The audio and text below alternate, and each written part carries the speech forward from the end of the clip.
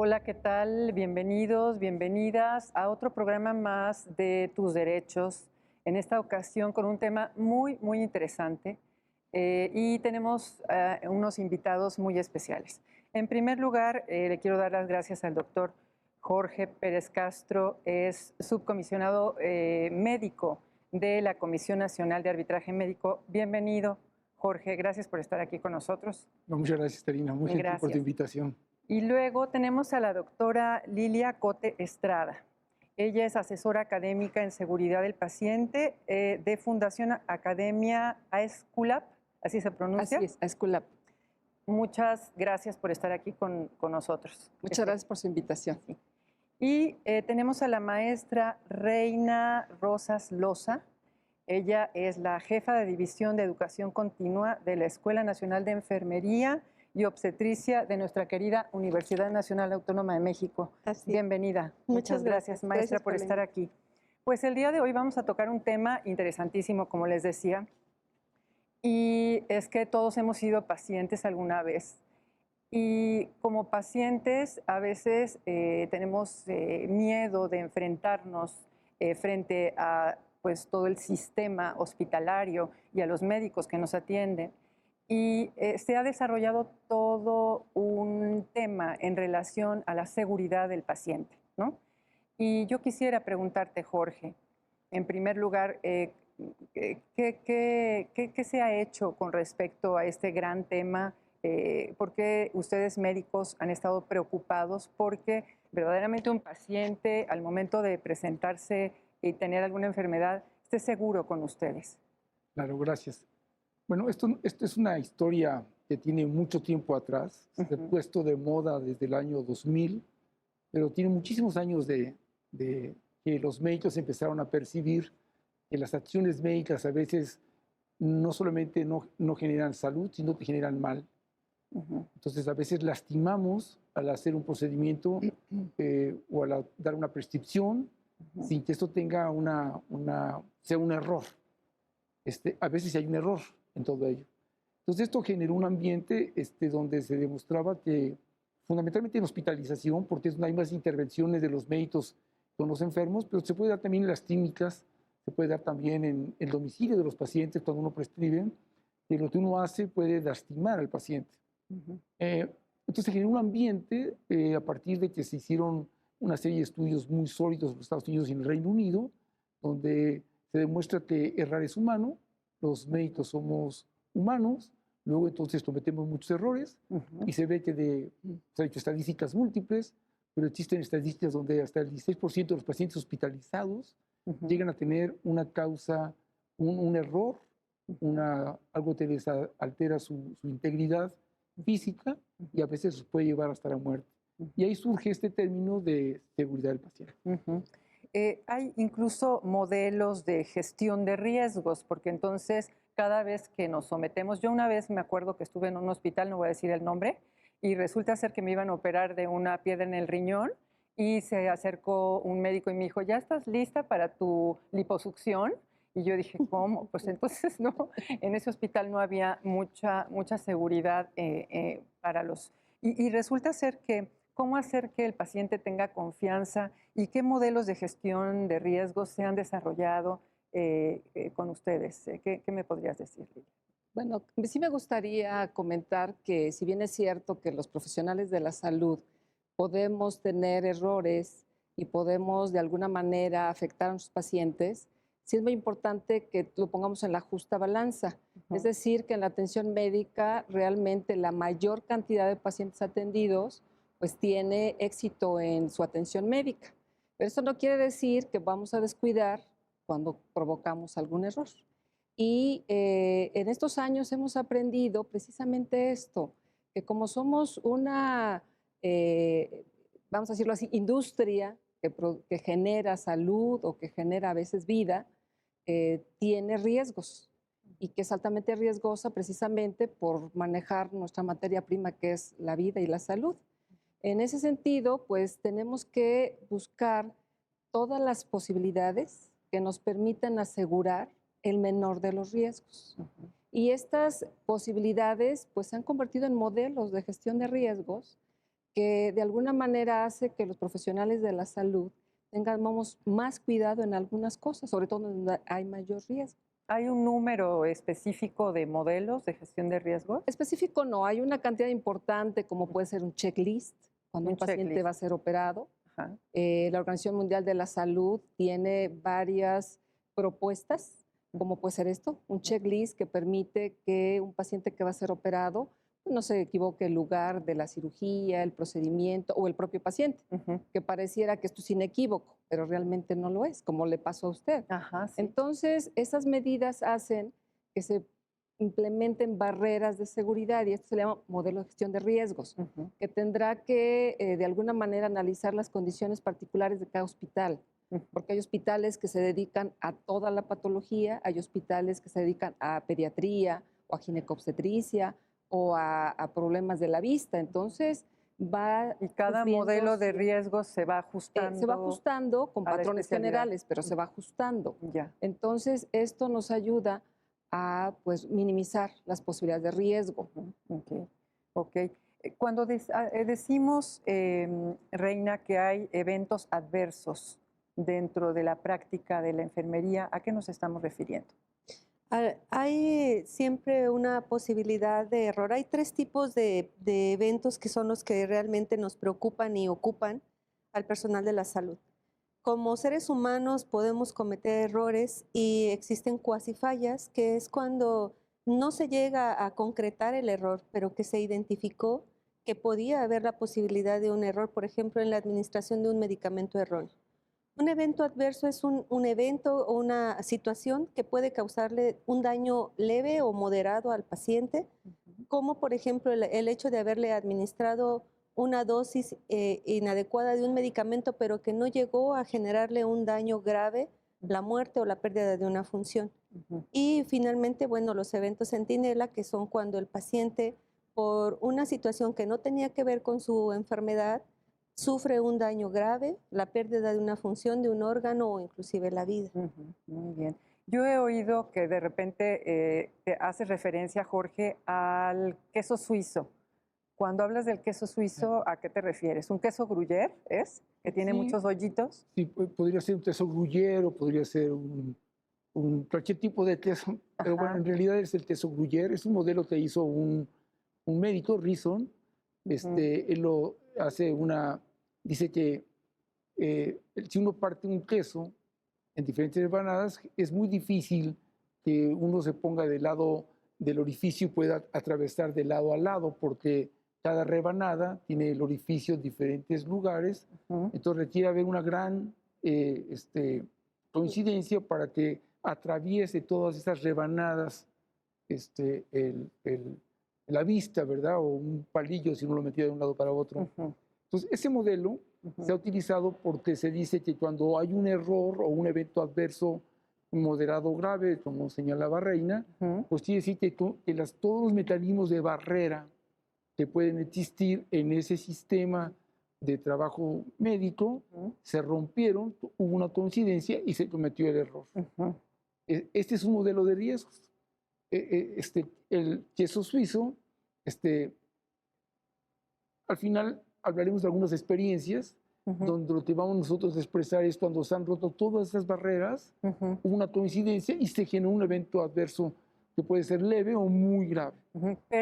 Pasó por muchas fases del proceso médico, podríamos decir, Y Así un y ejemplo el sería, error, por ejemplo. una prescripción Ujú, equivocada, en una dosis equivocada, y ujú, la enfermera lo manda a la farmacia, el farmacéutico recibe la dosis equivocada, él ujú, no tiene conciencia de ello, lo regresa a la enfermera lo prepara, se lo ujú. pone al paciente y fueron por lo menos 4 o 5 barreras y nadie se dio cuenta. Sí, sí, del Cuando error. todo el mundo tendríamos obligación de estar checando cada uno de esos pasos y son los mecanismos de barrera donde podemos proteger al paciente de que vaya a ocasionarle un riesgo menor o mayor.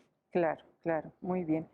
Em, habías hablado del papel que juega la Organización Mundial de la Salud en este tema. ¿Qué podríamos decir en relación a ello? Bueno, la Organización Mundial de la Salud desde hace varias décadas ha estado preocupada porque las políticas en salud sean en bienestar del paciente. Y lamentablemente, como este tema de seguridad del paciente se ha convertido en una preocupación global, porque no es preferente de algún país, de alguna institución, sino realmente eso es una preocupación general y global. A últimas fechas se ha considerado que tendremos que tener pues una alerta importante y para ello ha creado muchas campañas importantes. Una de ellas que acabamos de mencionar, Cirugía Segura Salva Vidas, promueve con una herramienta sencilla, que es un checklist, en donde todos participan para que se evite lo que comentó el doctor, el anestesiólogo, el cirujano, el ayudante, la instrumentista, la circulante, de tal manera que si todos están al pendiente de ese proceso, es muy complicado o prácticamente imposible que haya un error para operar a un paciente equivocado. Otra campaña importante que realmente es la más grande que ha desplegado la OMS es Atención Limpia, Atención Segura, que se refiere a una acción muy simple, que es higiene de manos, y que con esto se evita la transmisión de gérmenes y por tanto las infecciones en los pacientes. Que pareciera que esto no sucede, pero cuando se hace un conteo general, realmente el impacto en salud es altamente importante. De hecho, la OMS el año pasado comentó que al año se mueren 10 personas por infecciones asociadas a la atención de la salud. Qué grave. Y si tomamos en cuenta el aspecto financiero, que ya es un tema preocupante porque los sistemas de salud cada vez son más complejos, porque atienden a personas con cronicidad, a personas mayores, y el presupuesto ya no alcanza, pues se vuelve todavía un problema mayor. Entonces, esta campaña, que es la más grande que ha desplegado en toda la historia de la OMS, promueve así de simple: higiene de manos, desinfectarse las manos antes de tocar al paciente, antes de hacer cualquier procedimiento, después de tocar algunas sustancias o fluidos corporales, después de tocar al paciente o de su entorno, para no llevarlo a otro paciente. Esos son algunos de los ejemplos que tiene y realmente le comento que en los últimos años prácticamente nos manda señales de alerta en donde nos invita a tomar acciones efectivas para que todo esto que está pasando no solamente se controle, sino se reduzca, porque el crecimiento va de manera muy importante. Ya. Eso quiere decir que han aumentado, además de las infecciones, también la práctica de cirugías. No, realmente la OMS, como ya lo comenta la doctora Cote, ha hecho un estudio, obviamente a nivel internacional, en donde ha identificado las prácticas que más frecuentemente ponen en riesgo al paciente.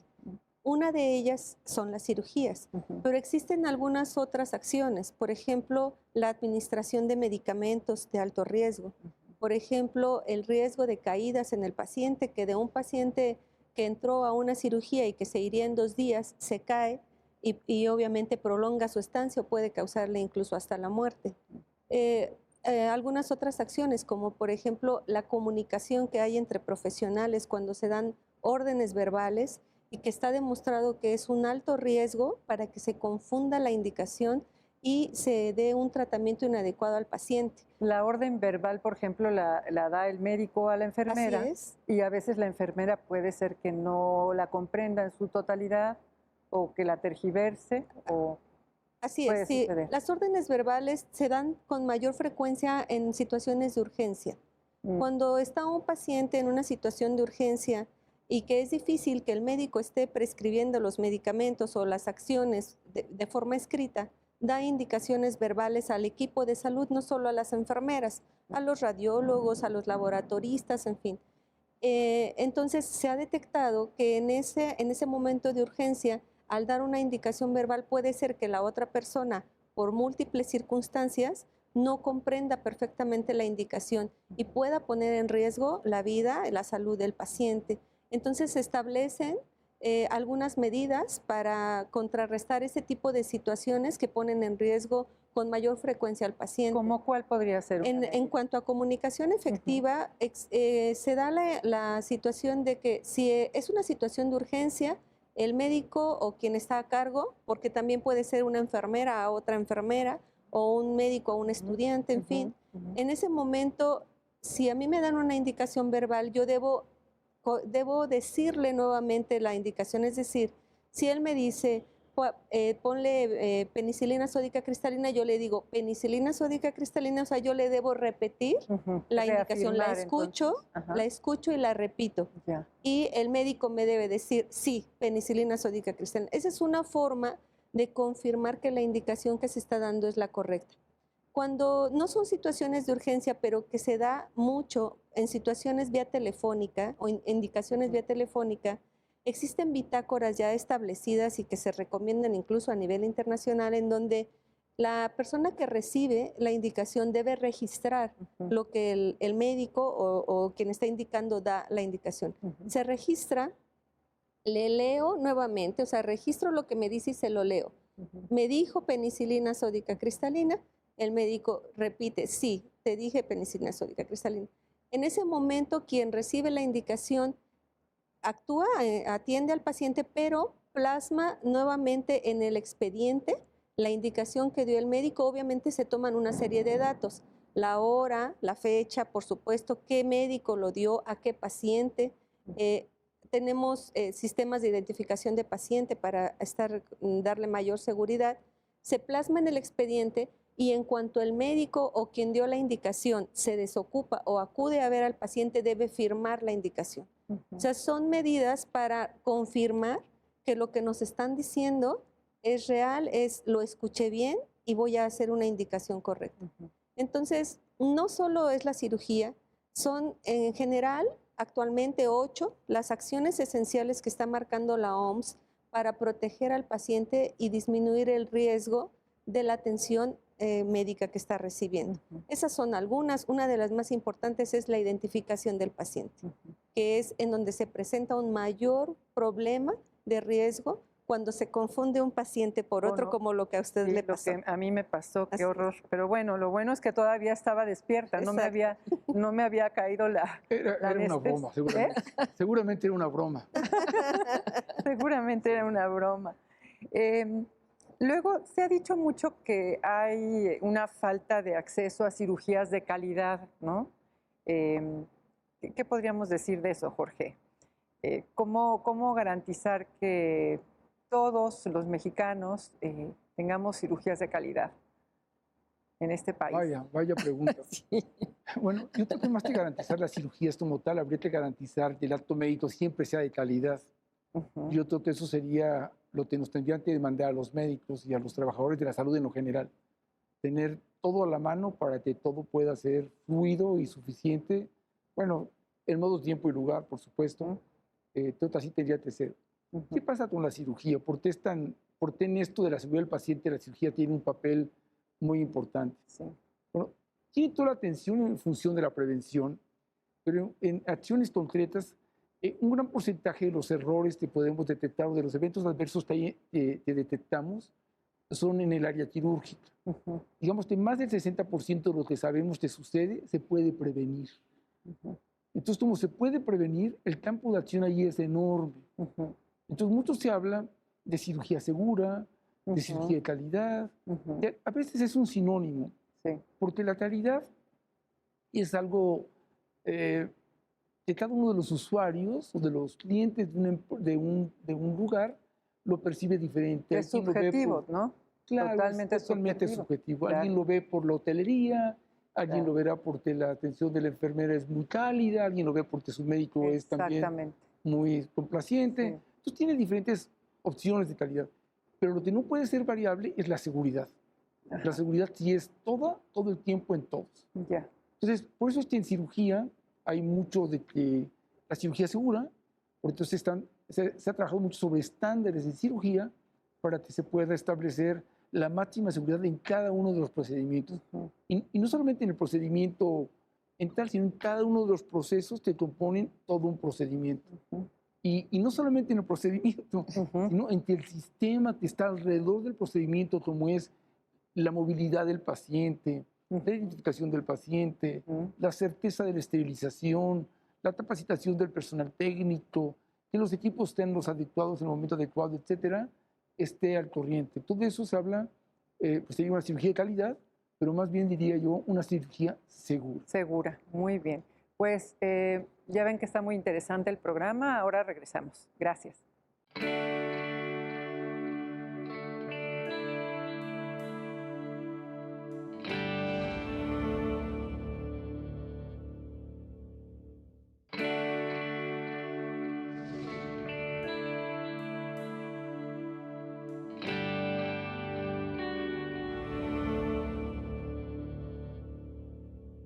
Hola, estamos de regreso hablando sobre un tema interesantísimo, la seguridad del paciente.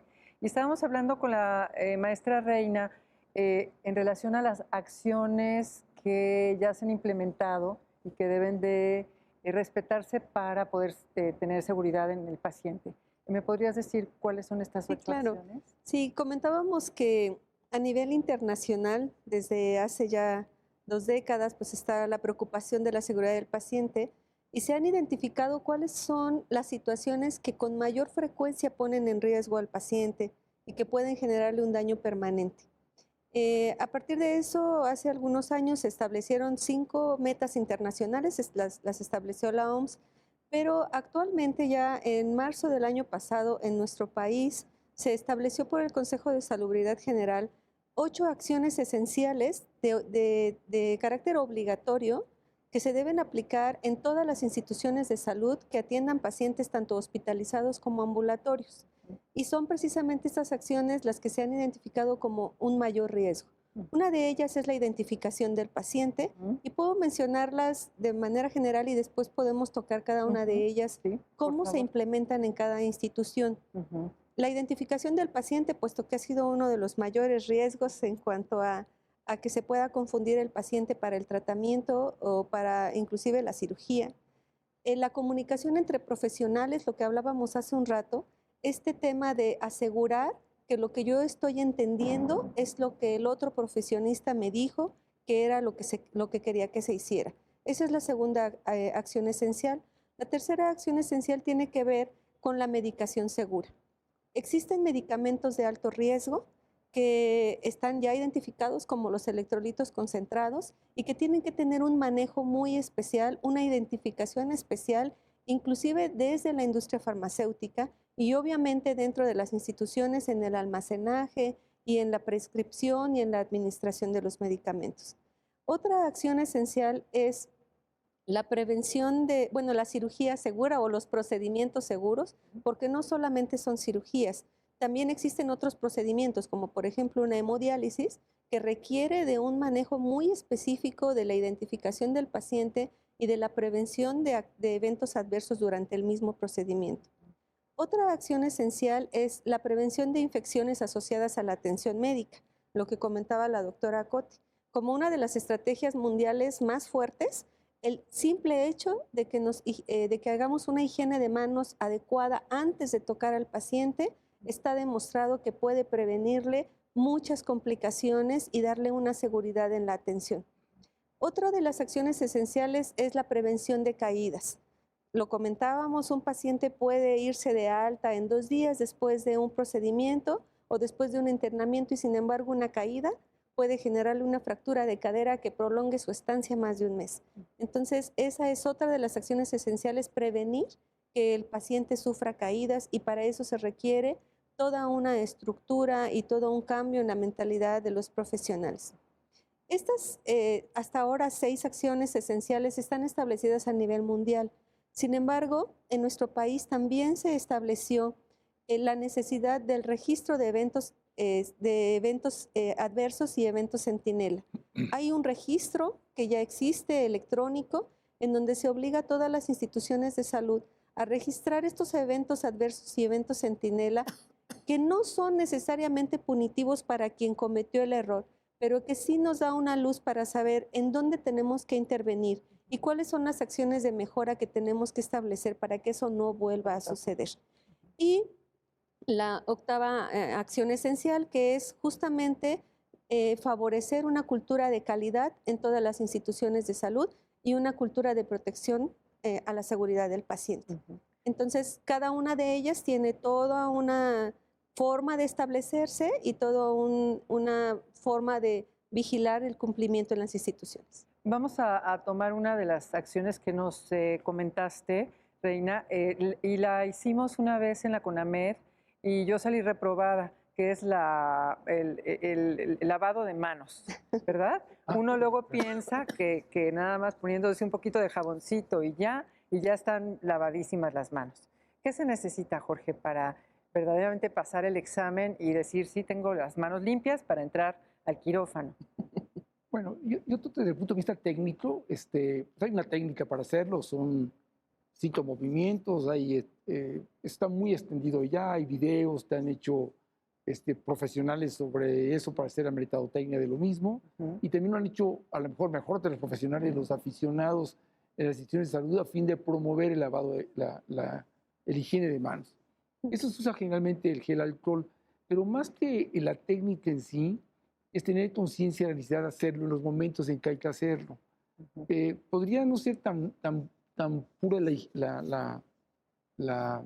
higiene de manos o tan puritana la técnica, pero yo creo que mucho se ganaría si se hiciera conciencia de en qué momento. Y ahí hay 5 momentos en que hay que hacerlo.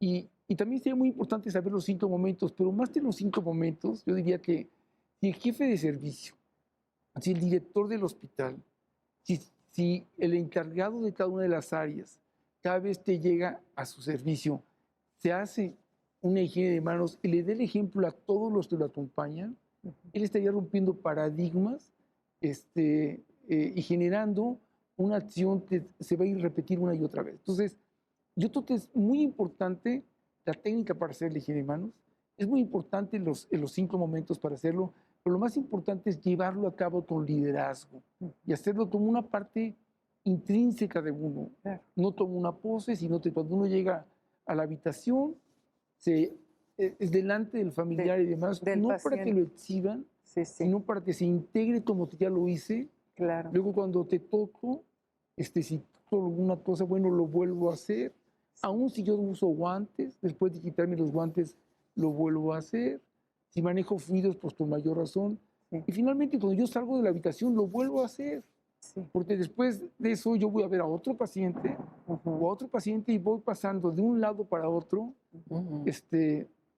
desafortunadamente no lo bueno, sino los bichos mal. Y las bacterias que tienen cierta epidemiología en cada hospital y que pueden llegar a ser patógenos y generar un serio problema de salud y de costos para las instituciones. Sí, porque como ya decías, hay un incremento enorme de infecciones que se dan dentro de los hospitales. ¿Y qué se está haciendo? Porque yo cada vez veo más asuntos de pacientes que mueren de sepsis o uno recién operado que de repente dices, ¿cómo es posible que las infecciones intrahospitalarias, qué se puede hacer contra eso? Realmente hay muchas cosas que se pueden hacer y creo que una primera parte es, como ya lo comentó el doctor, es tener la conciencia de que cualquier acción que hagamos puede generar, en este caso, una infección. Y también es importante que sepamos que no nada más, si bien es cierto que es más en los hospitales, se pueden hacer en diferentes áreas donde se hace atención médica. En un lugar donde se hace atención ambulatoria, donde hace un estudio que pareciera que no es mayor cosa y que es muy sencillo, puede haber. ¿Qué acciones están haciendo? Realmente, como es multifactorial y como participamos todos, aquí es desde el médico, la enfermera, quien desinfecta el hospital, que es otro tema también muy importante, la desinfección ambiental hospitalaria, que es un tema que en general creo que hay muchas áreas de oportunidad para poderlo hacer de manera correcta. Esterilización adecuada es un tema también que durante muchos años había sido un tanto subestimado. Era únicamente ubicado en una área donde es la central de esterilización y el resto del hospital como que se olvidaba de este tema. También tiene que haber un correcto manejo de los servicios de inhaloterapia, porque hay muchos tipos de infecciones. Entonces hay muchas cosas por hacer. La calidad del agua, que en nuestro país o en nuestra ciudad no necesariamente las condiciones del agua son las mejores y que se da por default que está bien el agua. El agua puede ser uno de los principales transmisores de gérmenes. ¿Con qué se limpia el hospital? ¿Con qué se lavan las manos? Por eso es que ahora se prefiere que ese lavado de manos sea desinfección con solución base alcohol, que lo que hace es matar los gérmenes. Pues realmente hay muchas cosas que hacer, pero se ha promovido últimamente mucho esto que ya comentamos, que es higiene de manos. Porque si bien es cierto que pareciera que no es suficiente, realmente es el pilar para prevenir las infecciones. Pero yo me quedaría mucho con el hecho de que todos los profesionales de la salud y todos los que directa e indirectamente participamos en la atención del paciente tuviéramos la conciencia de saber que nuestra participación puede generar salud o puede generar una infección y muy posiblemente la muerte. Y usted acaba de tocar un tema que a veces la infección se minimiza, pero muchas de estas infecciones se agravan en una sepsis. Exacto. Y eso es una situación bastante grave y que realmente para poder resolver esa situación crítica del paciente, no solamente va a requerir muchos más recursos, sino con mayor dificultad el paciente va a salir adelante o va a dejar secuelas muy graves. Claro, claro. Sí, la vemos con mucha frecuencia, Sí, muchos casos exactamente. de gente que muere por sepsis. Bueno, ahora otro tema importante es la infraestructura médica, el equipo quirúrgico, Jorge. Em, por ejemplo, tú que eres uno de los médicos que ya tienes una técnica muy moderna en relación a, ya no abres la panza como se hacía antes, ¿no? Utilizas tecnología súper avanzada para tus cirugías. Eh, Cuéntame, ¿eso no ha hecho un poco que los médicos se tengan que tengan que depender entonces de las tecnologías? Y de repente ya no saben cómo funciona el aparato, pero capaz que solo se vuelven como tecnócratas de la medicina. Sí, claro, ese es un riesgo. Efectivamente, cada vez dependemos más de tecnología, no solamente la operatoria, sino la de imagen. Ujú. Y tendríamos que tener más conciencia de qué es, para qué es, cómo sirve, cómo se echa a andar, cómo se apaga, cómo se prende. Ajá. Y a veces nos acostumbramos en un entorno muy cómodo a que todo funciona y uno se aísla, no solamente los médicos, sino también enfermería debería saber cómo se prende y cómo se apaga para auxiliar en algún momento al cirujano, etcétera. Y efectivamente, mientras más tecnología existe, los riesgos de eventos adversos aumentan y desafortunadamente son más graves también cuando esto sucede. Ujú. Entonces, el médico tendría que saber un poco más de la tecnología, del qué, el cómo, por qué, Ujú. y aparte de usarla, de ser un experto en el uso de la tecnología. Por eso hay simuladores, para que uno pueda trabajar con simuladores y practicar en el manejo de la tecnología.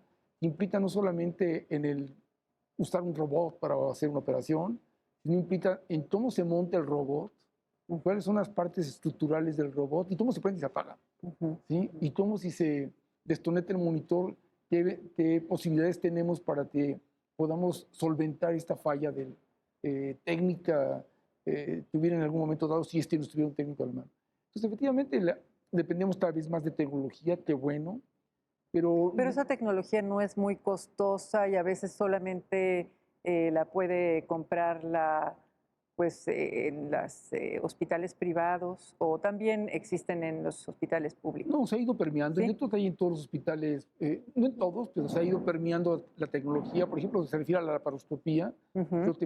Yo diría que prácticamente todos los hospitales tienen laparoscopios y lo pueden trabajar prácticamente las 24 horas. Ujú. Sí hay problemas de infraestructura, hay problemas de manejo de insumos.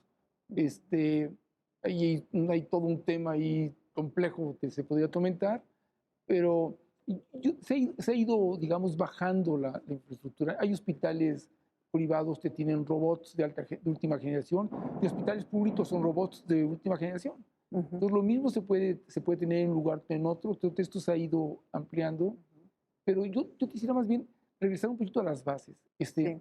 Las más de las cirugías se hacen en una sala de operaciones, una buena iluminación, una buena unidad electroquirúrgica y un buen sistema de anestesia. Yo creo que eso es lo que teníamos que enfocar, que todo el mundo tuviera lo fundamental, lo básico, Ujú. para hacer que la técnica quirúrgica sea segura, absolutamente segura. Después se pueden sumar otro tipo de acciones, pero lo básico tiene que darse. Es decir, la famosa cirugía muy sofisticada no se puede dar en un garage de una clínica. Ujú. Claro. Aunque se tenga el laparoscopio y se lleve y se mueva, no es así. Se Falta necesita la infraestructura, ¿no? Exacto. Entonces, sí hay Ujú.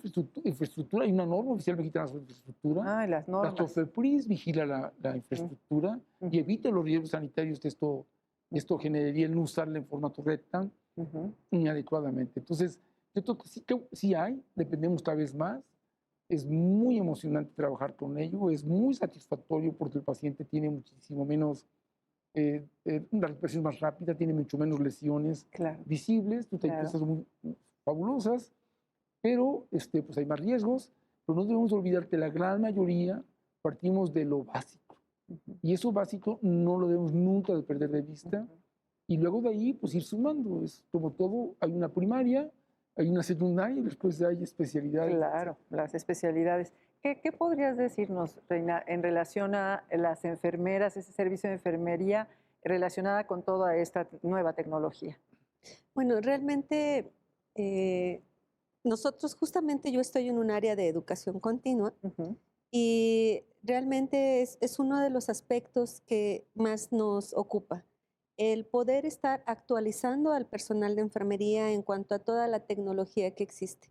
Nosotros tenemos una relación muy cercana con con la industria, justamente para que estén compartiéndonos de forma continua toda la tecnología que va llegando a México y la que se está utilizando en las diferentes instituciones. Como lo decía el doctor Pérez Castro, hay instituciones privadas que tienen ciertos equipos, instituciones públicas que tienen otros, pero justamente a través de educación continua, las enfermeras tienen acceso a toda esa información, a esa tecnología, pueden ingresar a talleres en donde inclusive becadas por diferentes instituciones, a través de academias o a través de algunas otras instituciones que están continuamente con el interés de que las enfermeras que están utilizando esa tecnología estén capacitadas para ello y que, como dice el doctor, sepan exactamente cómo funciona ese aparato, porque aunque en determinados momentos lo utilice el médico, somos las enfermeras las que estamos precisamente durante el acto asistiendo, viendo que esta tecnología funcione, que funcione adecuadamente e identificando si existe alguna situación que se tenga que corregir. Hay, les puedo comentar, por ejemplo, enfermeras capacitadas en circulación extracorpórea que manejan aparatos de alta tecnología, que son las que se encargan de mantener a un paciente vivo durante una cirugía de trasplante cardíaco, por ejemplo. sí. Y ellas son formadas a través de programas universitarios, a través de cursos especiales posteriores a su formación inicial en donde se están actualizando y continuamente recibiendo esta información Qué de la maravilla, tecnología de punta. qué maravilla. Ujú. Bueno, pues en un momento regresamos. Muchas gracias.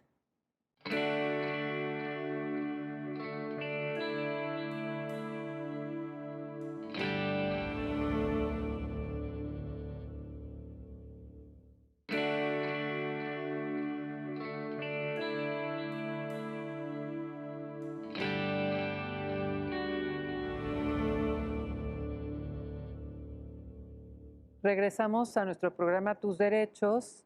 Estamos hablando acerca de la seguridad del paciente y te quería preguntar, Lilia, ¿cómo está esta cuestión del cumplimiento de nuestras normas oficiales?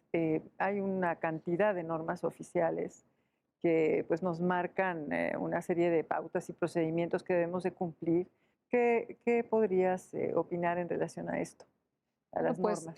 las normas oficiales mexicanas se derivan de la Ley Federal de Metrología Ujú, y, como ya bien comentó, pues marcan las pautas generales a seguir sobre algunos procedimientos específicos o algunas situaciones específicas.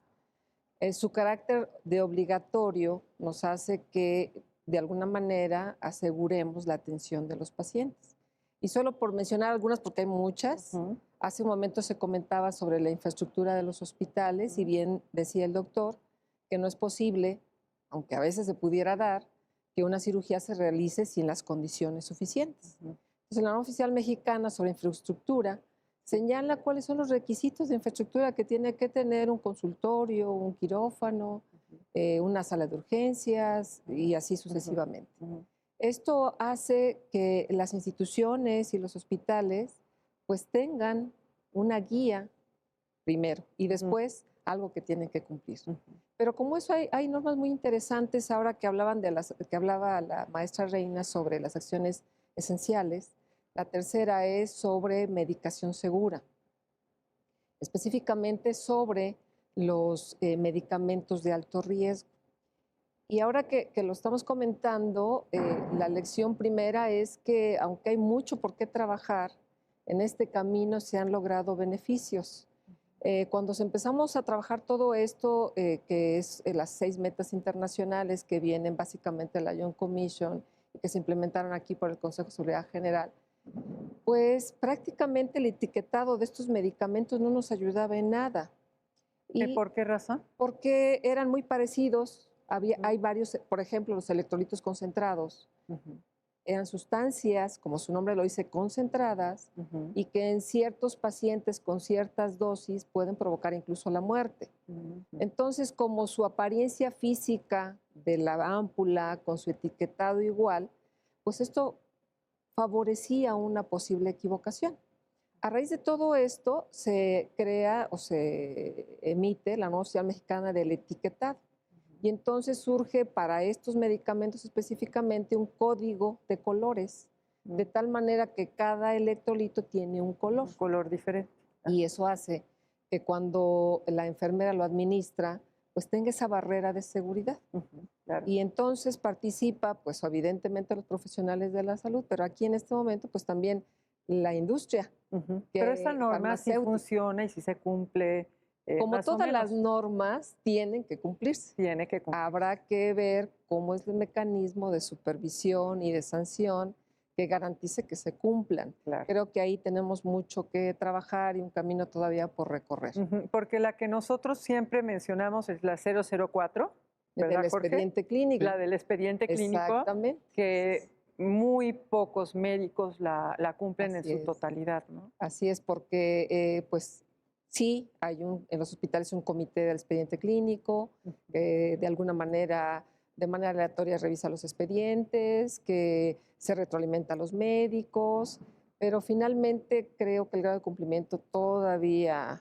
falta mucho por Falta mucho hacer por hacer. y que es la pieza clave de la atención médica, no Claro. solamente por los posibles conflictos que se pudieran dar, sino porque es la guía del tratamiento de un paciente en donde todos los profesionales de la salud que intervienen tienen ese documento que ve cómo ha evolucionado, qué medicamentos se les ha dado y que, bueno, pues en sus dos versiones, en el expediente clínico todavía que se hace registro manual como en electrónico, Electrónico. pues hay mucho que falta por cumplir. Hay que hacer muchas Hay que cosas. hacer Sí, muchas sí, sí. cosas. Y hay demasiadas normas que evidentemente algunas aplicarán más para algunas áreas u otras, pero el expediente clínico es general para todos los que de una u otra Exacto. manera, no solamente médicos y enfermeras, sino las asistentes médicas, nutrición, las áreas de diagnóstico, tienen que registrar, pues básicamente para la atención médica, aunque puede servir para el aspecto de investigación, para el aspecto administrativo, incluso Para para el muchas aspecto cosas, legal. claro. Así Para el aspecto legal también, Exactamente. ¿verdad? Exacto. Otro tema importante es la familia de los pacientes. Ujú. ¿Cómo interviene esa familia? ¿Cómo participa en esta seguridad del paciente? ¿Qué podríamos decir, Jorge? Bueno, la salud del paciente somos todos. Ahora hay un movimiento que dice que no hay que enfocarnos totalmente al paciente. Antes decíamos que teníamos que enfocarnos al paciente, porque antes la medicina estaba enfocada al médico. La satisfacción del médico para tenerse sentir cómodo. Ujú. Hay un viraje importante hacia el paciente y ahora actualmente se está virando hacia las personas. Ujú. Porque como todo el mundo vamos a ser paciente en algún momento dado, Claro, pues entonces ahora es la seguridad de las personas sí. en el amplio sentido médico. Entonces, en esa parte es parte de la comunicación.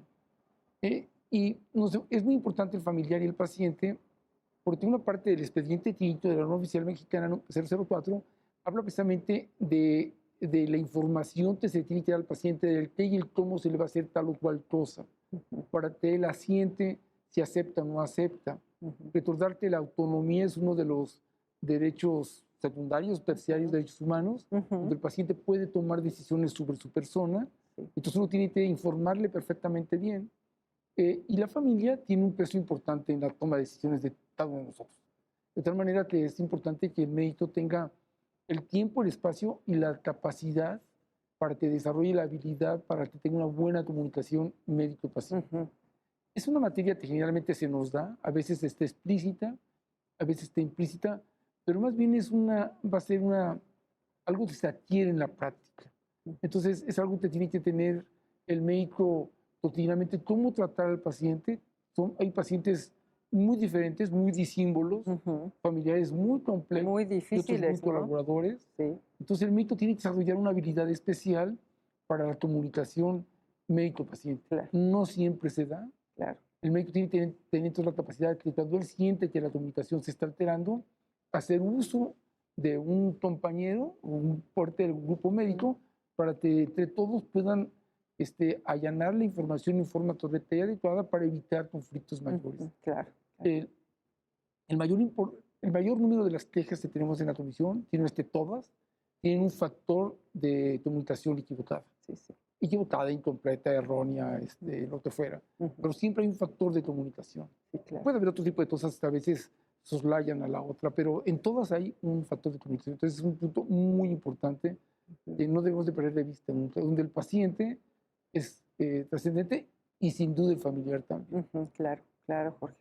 Y con respecto a ese espíritu que yo he notado muy bello de entrega de muchas enfermeras hacia sus pacientes, ¿qué me podrías decir?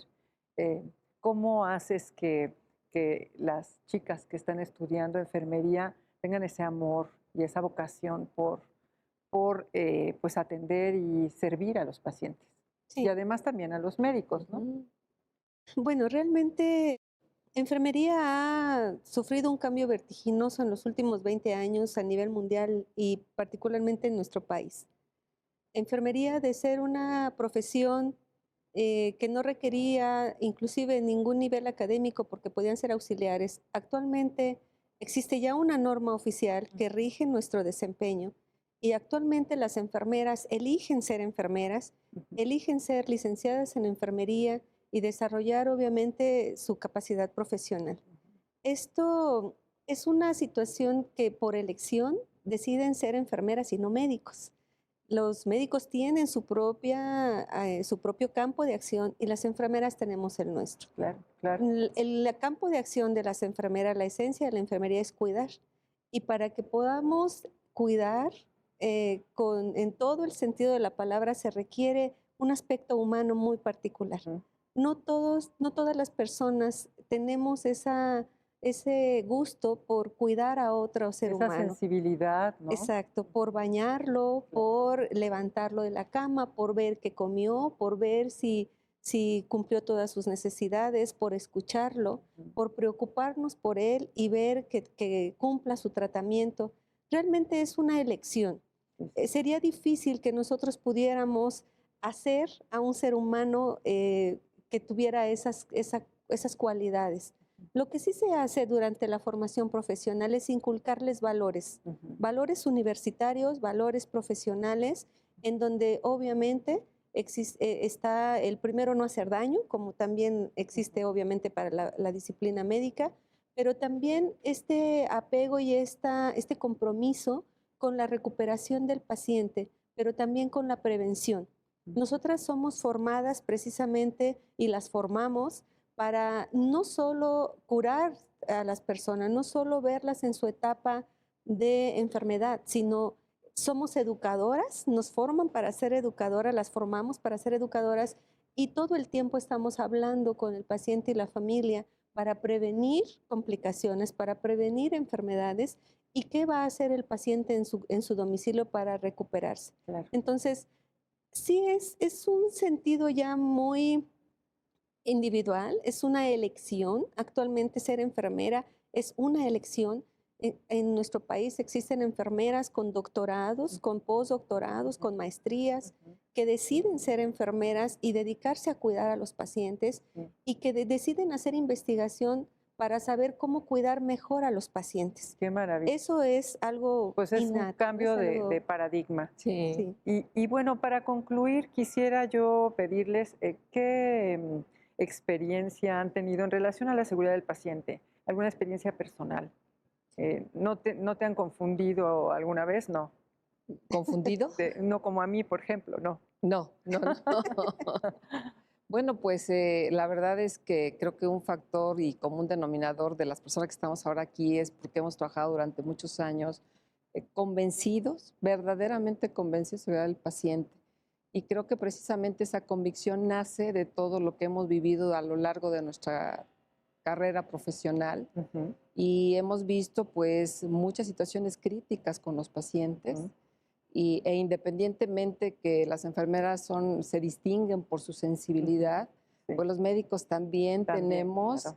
esa posibilidad de realmente sentir lo que siente un paciente, la madre de un pequeño o el Ujú, hermano o el ujú, hijo, y que hemos visto cuántas situaciones difíciles se han presentado. ujú, Entonces esa convicción nos ha movido a no quitar el dedo del renglón ujú, y a insistir ujú, porque en esa práctica médica a veces tan cotidiana se va perdiendo esa sensibilidad ujú, de sentir propio lo que puede pasar a un paciente. ujú. Entonces, pues Cuando yo, tienen, por ejemplo, muchos pacientes, ¿no? Que atender y entonces sí, ya sí, los ven como números, ¿no? Algunos médicos. Ujú, muchos o pocos, sí, realmente aquí lo importante es eso y en el caminar, que debo decir que también pasé por la Comisión Nacional de Arbitraje Médico. Yo siempre digo que el paso en esa institución me hizo tener la piel más delgada, sentir más. claro, Y sí. si me voy hacia mis prácticas en el hospital, pues definitivamente pues reforzar esa convicción. Tuve la oportunidad de trabajar en una institución pública en donde me permitieron trabajar este tema y no se puede decir que se puede cambiar ni de un De día la para noche a la otro, mañana, claro. ni tampoco una persona, ni un grupo de personas. Es una tarea muy loable, pero muy difícil. Y obviamente que nos mantiene permanentemente trabajando en el tema.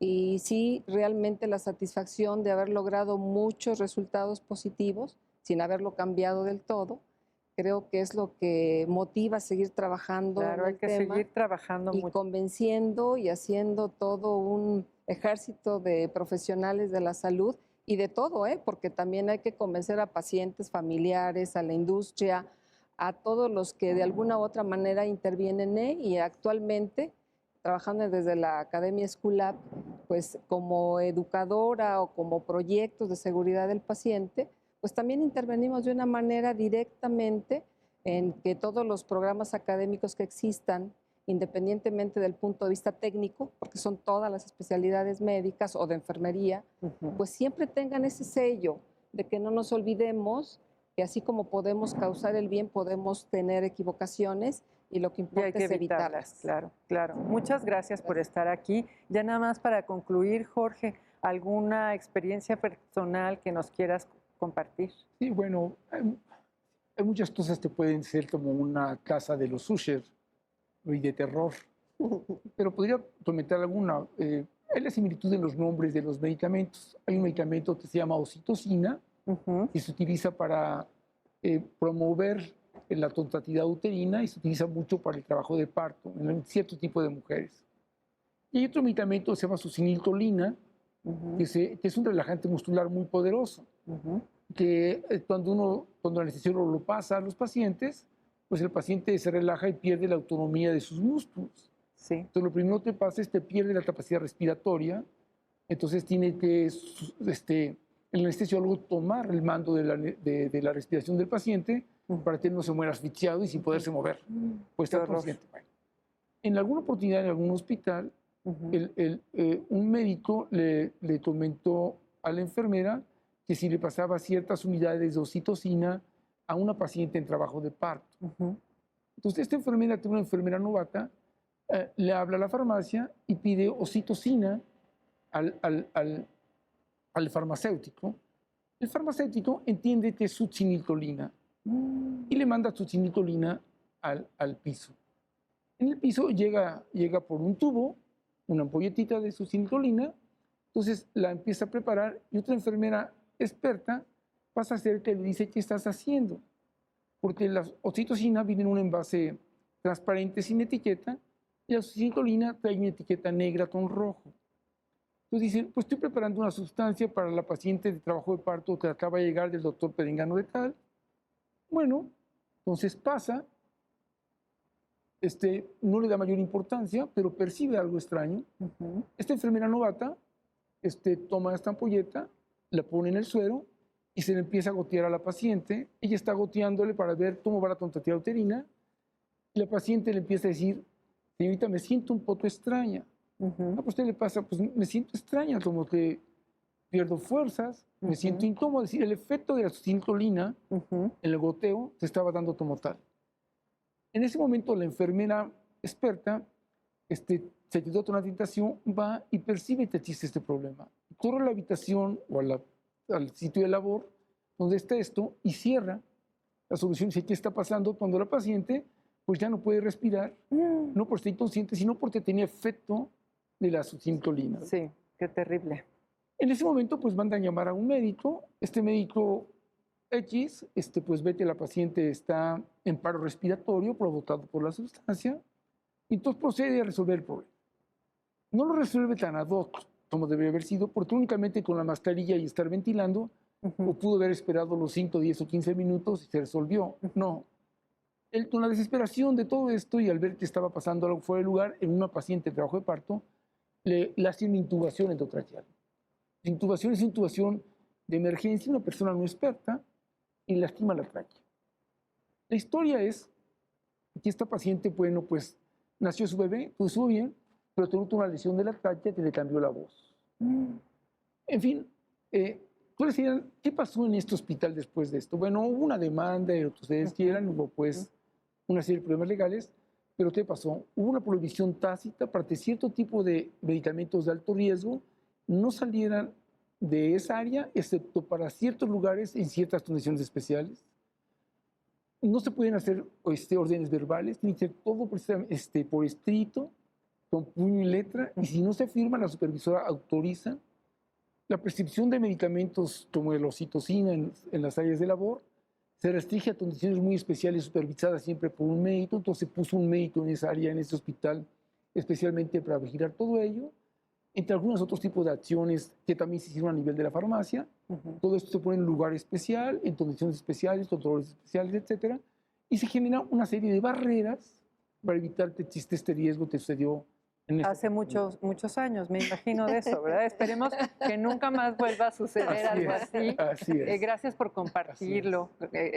Gracias, por favor. Estoy muy contenta con ustedes. Gracias. Nos han dado muchas ideas para seguir adelante con este tema. Gracias por estar aquí y gracias a ustedes también. Hasta luego.